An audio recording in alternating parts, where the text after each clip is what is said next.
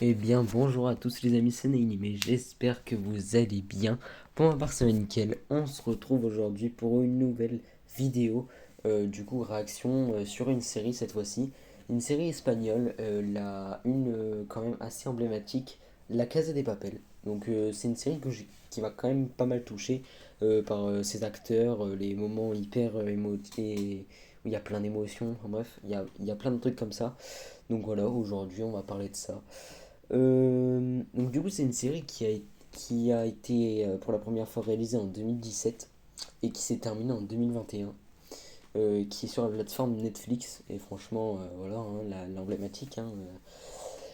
Elle a été créée par Alex Pina. Alors j'ai envie de dire Pina, mais il n'y a pas la petite vague au-dessus du N, c'est Pina pour l'instant. Elle contient 5 saisons du coup en tout, je crois 48 épisodes, d'après ce qui est marqué sur Allociné. Donc voilà.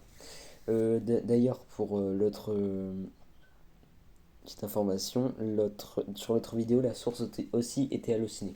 C'était pas autre chose, c'était Allociné. Alors, pour vous résumer la saison 1 et 2, c'est 8 voleurs qui tentent d'entrer dans la fabrique de la monnaie d'Espagne. Et le professeur,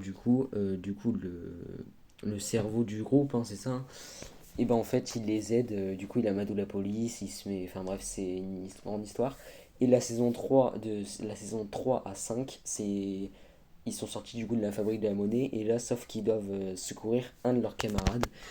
Ils doivent entrer dans la Banque d'Espagne, la réserve nationale, je pense, hein, je sais plus comment on dit ça. Voilà.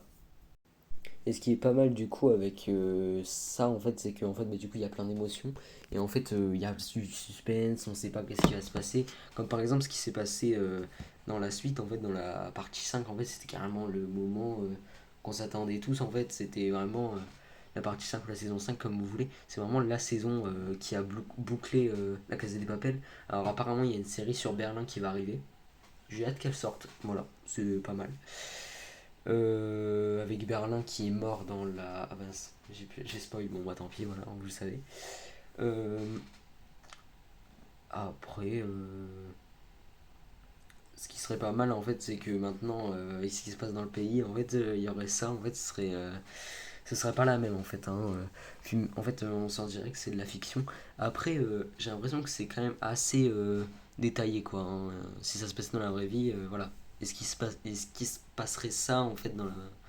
Est-ce qu'il y aurait vraiment des personnes qui auraient des couilles de le faire? Je pense, mais bon, après voilà, faut voir.